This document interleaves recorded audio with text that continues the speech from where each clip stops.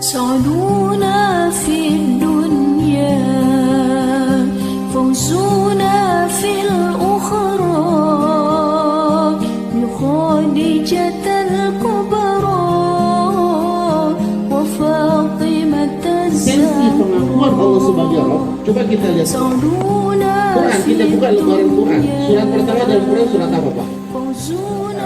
Al-Fatihah. Ayat yang pertama setelah bismillah, Alhamdulillahirabbil alamin.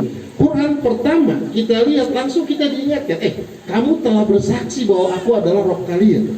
Maka Allah ingatkan di awal Quran.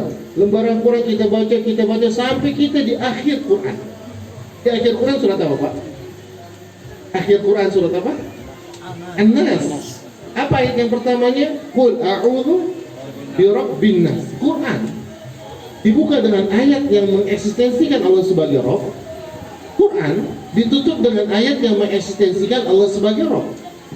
Kita dilahirkan dengan fitrah membawa kesaksian Allah sebagai Rabb. Kalau kemudian hidup kita konsisten di atas keyakinan itu sampai kita meninggal. Di dalam surah Al-Fussilat, ayat ke-31, ya, ayat ke-30 Allah mengatakan, Innal ladzina qalu rabbunallah tsumma istaqamu. Sesungguhnya orang-orang yang kami adalah Allah, kemudian dia istiqamah di atas konsekuensi itu. Apa yang Allah janjikan? Tatanazzalu alaihimul malaikah. Malaikat turun kepadanya. Allah takhafu wa la tahzanu, jangan kau takut, jangan kau sedih. Wa basyiru bil jannati allati kuntum tu'adun, dan berikan kabar gembira surga kepada mereka. Kapan kemudian malaikat turun kepada orang ini? Dikatakan oleh para ulama ketika akan meninggal dunia, Pak. Bapak Ibu yang Allah Subhanahu wa taala, ada orang pengen meninggal dunia, apa yang kita kenal dengan sakratul maut. Ketika dalam sakratul maut, malaikat turun menghampiri orang itu, kemudian mengatakan la takhafu, jangan kau takut. Jangan kau takut terhadap kehidupan setelah kematian. Jangan kau takut dengan kehidupan di alam kubur kau. Jangan kau takut akan peristiwa hisab, peristiwa mizan, sirat, jangan takut. Karena Allah telah janjikan surga untukmu. Wala tahzanu, jangan kau sedih. Jangan kau sedih dengan apa yang kau tinggalkan. Anak yang kau tinggalkan, Allah yang akan jaga. Istri, suami yang kau tinggalkan, Allah yang akan jaga mereka. Pak, bayangkan bagaimana orang pengen meninggal, dapat kabar gembira dari malaikat. Jangan khawatir kehidupan setelah kematian, jangan sedih terhadap apa yang ditinggalkan. Kira-kira orang itu meninggalnya tenang atau penuh dengan ketakutan? Kapan? Ketika orang itu mengatakan Rabb kami adalah Allah, dan dia istiqomah di atas konsekuensi. Dan inilah fitrah kita. Dalam sebuah hadits Nabi SAW mengatakan, man qala hina yusbi wa hina yumsi. Barang siapa yang ketika paginya dan sorenya mengucapkan raditu billahi rabban wa bil islami dinan wa bi Muhammadin sallallahu alaihi wasallam nabiyya wa rasulah, wajabat alaihi jannah, maka wajib baginya masuk surga. Dan ini zikir pagi dan petang yang diajarkan oleh Nabi sallallahu alaihi wasallam. Oh, ternyata mengatakan raditu billahi rabban bisa membuat masuk surga. Subhanallah. Tapi tentunya Bapak Ibu yang Allah Subhanahu wa ta'ala, ucapan yang tanpa makna. Kita mau cari dulu maknanya raditu billahi rabba, aku ridho.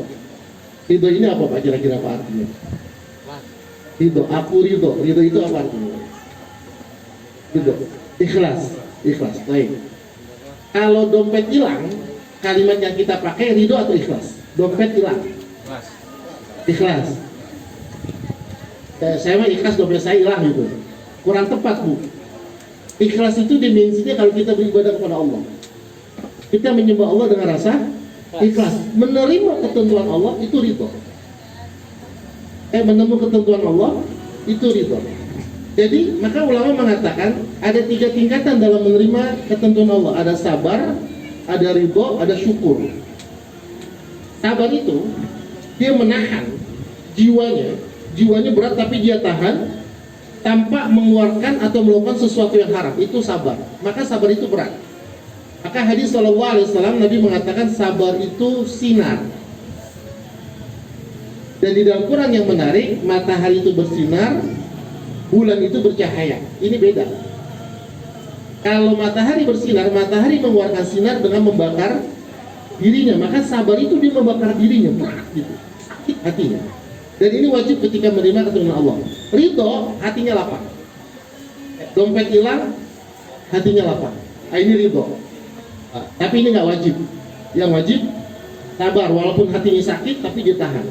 Yang paling tinggi syukur. Oh, ini dapat musibah, bersyukur gitu. Pak, trios depan rumah Bapak hilang. Alhamdulillah. Bapak syukur, bukan punya saya tidak ada. Kita pikir dia orangnya imannya udah tinggi ya, tapi bukan punya dia di dalam. Nah, yang orang imani ya Allah. Jadi dengan kita ridho Allah sebagai Rabb kita menerima Allah sebagai Rabb kita, kemudian kita istiqomah, maka Allah janjikan surga buat kita. Persoalan yang kedua, kita akan coba lihat makna Rabb. Jadi kita bisa memahami kalimat ini yang bisa mengantarkan kita ke surga. Rabb. Kita sering dengar, kira-kira saya mau coba dengar dari Bapak dan Ibu. Kalau Rabb itu menurut Bapak Ibu artinya apa sih? Rabb. Selain Tuhan ya, selain Tuhan. Pencipta, Masya Allah. Apalagi Rabb? Rabb apa lagi Pak? Rabb itu memang maknanya pencipta. Rabb itu maknanya pemilik. Rabb itu maknanya pengatur. Maka ketika kita mengatakan raditu billahi rabba, aku ridho Allah sebagai Rabbku, kita ridho Allah sebagai pencipta. Kita ridho Allah sebagai pemilik. Jadi bahasa Arab itu Rabb itu pemilik. Jadi pernah dulu pasukan gajah yang dari Yaman mau menghancurkan Ka'bah, kemudian dihalangi oleh Abdul Muthalib. Terjadi negosiasi sama Abdul Muthalib. Enggak, Abdul Muthalib sebagai penjaga Ka'bah, ketika datang pasukan gajah untuk menghancurkan Ka'bah, Abdul Muthalib enggak negosiasi supaya Ka'bah enggak dihancurin. Tapi Abdul Muthalib bilang apa? Kembalikan untaku. Kembalikan untaku. Kata Raja Abraha, kau manusia yang mulia, kau datang ini untuk urusan unta. Abdul Muthalib mengucapkan satu kalimat, Anna Rabbul Ibil walil bait Rabbu sayamna'uhu. Aku Rabb unta ini, aku pemilik unta ini. Sementara Ka'bah ada pemilik yang akan menjaganya. Jadi kalimat Rabb artinya pemilik, yang kemudian pasukan gajah dihancurkan. Pertanyaan yang dapat bocor nih pertanyaan. Apa nama burung yang menghancurkan pasukan gajah waktu ingin menghancurkan Ka'bah? Ababil. Siapa nggak dapat bocor? Kalau benar dapat bocor. Burung apa saya? Mana? Burung ababil, Masya Allah. Coba Pak. Mana tadi? Iya. Belum tentu ambil masih benar apa enggak? Belum ababil ya. Baik. Ada yang punya Quran Pak di handphonenya?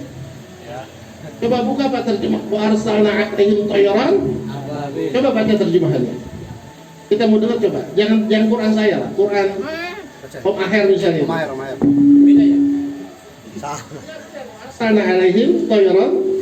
Ababil, benar ababil ternyata ya. Tapi kita lihat terjemahannya dulu.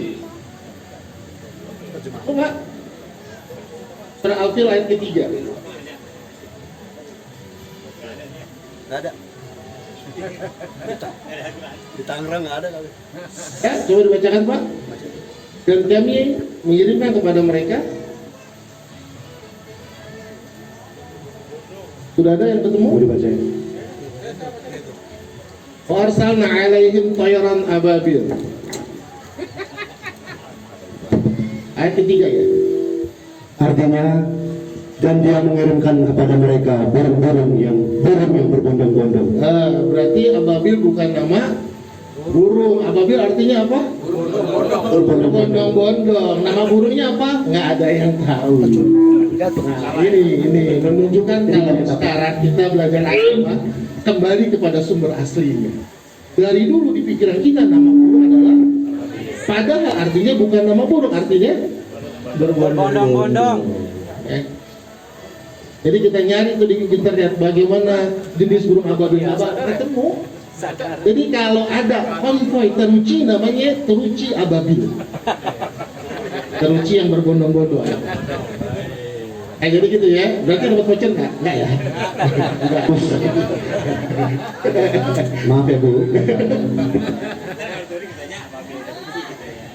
Ya ini jamaah rahimani Allah. Jadi Mengatakan Allah sebagai Rabb, berarti kita harus ridho, kita harus menyadari kita sebagai pemilik, Allah sebagai pemilik kita. Kalau Allah pemilik, berarti kita budak, Pak. Kita budaknya Allah, karena kita miliknya Allah. Coba Pak, kita mau lihat konsep perbudakan. Konsep perbudakan, Islam itu bukannya melahirkan konsep perbudakan. Ini Bapak Ibu harus dipahami, itu datang mengatur konsep perbudakan. Perbudakan dalam Islam, ya, bahwa seorang budak dia harus patuh kepada tuannya. Kepatuhannya menjadi kepatuhan yang sempurna. Kepatuhannya menjadi kepatuhan yang sempurna. Bahkan ini mungkin kita diskusikan nanti, ya. Bahkan persetubuhan di dalam Islam itu ada dua pintu. Yang pertama pintu pernikahan, yang kedua pintu perbudakan. Perbudakan itu boleh nggak ditiduri oleh tuannya tanpa dinikahi? Boleh. Namun bukan berarti seperti pelacur Pak ya, setelah dia dijadikan istri, maksudnya dia jadi istri tanpa pintu pernikahan, langsung aja jadi istri. Sebagaimana Nabi SAW punya istri dari kalangan budak tanpa dinikahi, boleh. Loh, berarti Islam jahat ya? Ternyata ada klausul di dalam Islam. Jika seorang budak wanita kemudian dijadikan istri oleh laki-laki merdeka, maka anak menjadi orang merdeka. Anaknya menjadi orang merdeka. Titik tertentu berarti perbudakan bisa habis ya. Habis karena semua orang yang lahir jadi orang yang merdeka. Ini cara Islam menghapuskan perbudakan. Maka nanti di akhir zaman itu akan ada lagi perbudakan Pak. Dalam hadis ketika Nabi ditanya tentang tanda-tanda hari kiamat, Nabi mengatakan akan banyak wanita-wanita yang melahirkan tuannya. Artinya, sebagian tafsiran para ulama akan ada satu peperangan besar di mana wanita-wanita non-muslim menjadi budak kaum muslimin dan kemudian lahirlah anaknya menjadi anak yang merdeka.